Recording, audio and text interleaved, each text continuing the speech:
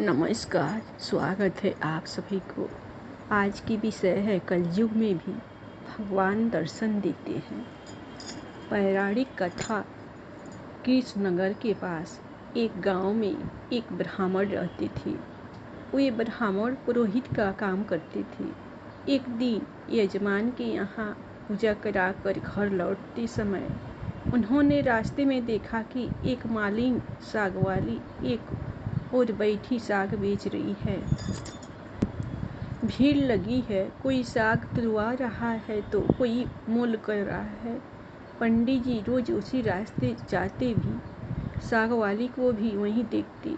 एक दिन किसी जान पहचान के आदमी को साग खरीदते देखकर वे भी यहीं खड़े हो गए। उन्होंने देखा साग वाली के पास एक पत्थर का है। उससे वह 5 सेर वाले को 5 सेर और 1 सेर वाले को 1 सेर भाग तौल रही है। एक ही बार सब तौलों में समान काम देता है। पंडित जी को बड़ा आश्चर्य हुआ। उन्होंने साग वाली से पूछा, तुम इस एक ही पत्थर के बाट से कैसे सबको तौल देती हो? क्या सबका वजन ठीक उतरता है? पंडित जी के परिचित व्यक्ति ने कहा, हाँ पंडित जी, यह बड़े अचरज की बात है। हम लोगों ने कई बार इससे लिए हुए साग को दूसरी जगह तौल कर आजमाया, पूरा वजन सही उतरा। पंडित जी ने कुछ रुककर साग वाली से कहा, बेटी यह पत्थर मुझे दोगी? साग वाली बोली, नहीं बाबा जी, तुम्हें नहीं दूंगी। मैंने बड़ी कठिनता से इसको पाया है। मेरे सिर बटखरे हो जाते तो घर जाने पर माँ और बड़े भाई मुझे मारते। 3 बरस पहले की बात है, मेरे बटखरे खो गए। मैं घर गई तो बड़े भाई ने मुझे मारा। मैं रोती रोती घाट पर आकर बैठ गई और मन ही मन भगवान को पुकारने लगी। इतने में ही मेरे पैर के पास यह पत्थर लगा। मैंने इसको उठाकर ठाकुर जी से कहा, महाराज, मैं तौलना नहीं जानती, आप ऐसी कृपा करिए जिससे इसी से सारे तौल हो जाए है। बस तब से मैं इसे रखती हूँ। अब मुझे अलग अलग बटखरे की ज़रूरत नहीं होती, इससे सब काम निकल जाता है। बताओ तुम्हें कैसे है ये दूँ? पंडित जी बोले, मैं तुम्हें बहुत से रुपए दूंगा। साग वाली ने कहा, कितने रुपए दोगे? तुम मुझे वृंदावन का खर्च दोगे। सब लोग वृंदावन गए हैं, मैं ही नहीं जा पाई। ब्राह्मण ने पूछा, कितने रुपये में तुम्हारा काम होगा? साग वाली ने कहा, पूरे 300 रुपये चाहिए। ब्राह्मण बोले, अच्छा बेटी, यह तो बताओ तुम इस शिला को रखती कहाँ हो? साग वाली ने कहा, इसी टोकरी में रखती हूँ बाबा जी। और कहा, कहाँ रखूँगी? ब्राह्मण घर लौट आए और चुपचाप बैठे रहे। ब्राह्मणी ने पति से पूछा, वो उदास क्यों बैठे हैं? देर जो हो गई। ब्राह्मण ने कहा, आज मेरा मन खराब हो रहा है, मुझे 300 रुपये की ज़रूरत है। ब्राह्मण पत्नी ने कहा, इसमें कौन सी बात है? आपने ही तो मेरे गहने बनवाए थे, विशेष ज़रूरत हो तो लीजिए, इन्हें ले जाइए, होना होगा तो फिर हो जाएगा। इतना कहकर ब्राह्मणी ने गहने उतार दिए। ब्राह्मण ने गहने बेचकर रुपए इकट्ठे किए और दूसरे दिन सवेरे साग वाली के पास जाकर उसे रुपए गिन दिए और बदले में उस शिला को ले लिया। गंगा जी पर जाकर उसको अच्छी तरह धोया और फिर नहा धोआ कर वे घर लौट आए। इधर पीछे से एक छोटा सा सुकुमार बालक जाकर ब्राह्मणी से कह गया, पंडिताइन जी, तुम्हारे घर ठाकुर जी आ रहे हैं, घर को अच्छी तरह झाड़ बहार कर ठीक करो। सरल हृदय ब्राह्मणी ने घर साफ करके उसमें पूजा की सामग्री सजा रही थी। ब्राह्मण आकर देखा तो उन्हें अचरज हुआ। ब्राह्मणी से पूछने पर उसने छोटे बालक के आकर कह जाने की बात सुनाई। यह सुनकर पंडित जी को और भी आश्चर्य हुआ। पंडित जी ने शिला को सिंहासन पर पधार कर उसकी पूजा की, फिर उसे ऊपर कुल्ले में पधरा दिया। रात को सपने में भगवान ने कहा, तो मुझे जल्दी लौटा, नहीं तो तेरा भला नहीं होगा, सर्वनाश हो जाएगा। ब्राह्मण ने कहा, जो कुछ भी हो मैं तुमको लौटाऊंगा नहीं। ब्राह्मण घर में जो कुछ भी पत्र पुष्प मिलता उसी से पूजा करने लगे। 2-4 दिनों बाद अश्वपरव में भगवान ने फिर कहा, मुझे फेंक आ, नहीं तो तेरा लड़का मर जाएगा। ब्राह्मण ने कहा, मर जाने दो, तुम्हें नहीं फेंकूंगा। महीना पूरा बीतने भी नहीं पाया था कि ब्राह्मण का एकमात्र मर गया। कुछ दिनों बाद फिर अश्वपरव हुआ, अभी मुझे वापस दे आ, नहीं तो तेरी लड़की मर जाएगी। दृढ़ निश्चयी ब्राह्मण ने पहले वाला ही जवाब दिया। कुछ दिनों पश्चात लड़की मर गई। फिर कहा कि अब की बार स्त्री मर जाएगी। ब्राह्मण ने इसका भी वही उत्तर दिया। अब स्त्री भी मर गई। इतने पर भी ब्राह्मण अचल अटल रहा। लोगों ने समझा यह पागल हो गया है। कुछ दिन बीतने पर अश्वपरव में फिर कहा गया, देख अब भी मान जा, मुझे लौटा दे, नहीं तो 7 दिनों में तेरे सिर पर बिजली गिरेगी। ब्राह्मण बोले, गिरने दो, मैं तुम्हें उस साग वाले की गंदी टोकरी में नहीं रखने का प्रण कर रखा है। ब्राह्मण ने एक मोटे कपड़े में लपेटकर भगवान को अपने मजबूत बांध लिया। वे सब समय वहीं उन्हें बांधे रखते। कड़कड़ा कर बिजली कौदी नजदीक आती पर लौट जाती। अब 3 ही दिन शेष रह गए। एक दिन ब्राह्मण गंगा जी के घाट पर संध्या पूजा कर रहे थे कि 2 सुंदर बालक उनके पास आकर जल में कूदे। उनमें एक सांवला था, दूसरा गोरा। उनके शरीर पर कीचड़ लिपटा था। वे इस ढंग असने जल में कूदे कि जल उछलकर ब्राह्मण के शरीर पर पड़ा। ब्राह्मण ने कहा, तुम लोग कौन हो भैया, कहीं इस तरह जल में कूदा जाता है? देखो मेरे शरीर पर जल पड़ गया। इतना ही नहीं, मेरे भगवान पर भी छींटे पड़ गए। देखते नहीं, मैं पूजा कर रहा था। बालकों ने कहा, ओहो, तुम्हारे भगवान भी छोटे लग रहे हैं। हमने देखा नहीं बाबा, तुम गुस्सा न होना। पंडित जी ने कहा, नहीं भैया, गुस्सा कहाँ होता है, बताओ तो तुम किसके लड़के हो? इतना सुंदर रूप तो मैंने कभी नहीं देखा। कहाँ रहते हो भैया? आहा, कैसी अमृत फुल्ली मीठी बोली है। बालकों ने कहा, बाबा हम तो यहीं रहते हैं। पंडित जी बोले, भैया क्या फिर भी कभी मैं तुम लोगों को देख सकूंगा? बच्चों ने कहा, क्यों नहीं बाबा, पुकारते ही हम आ जाएंगे।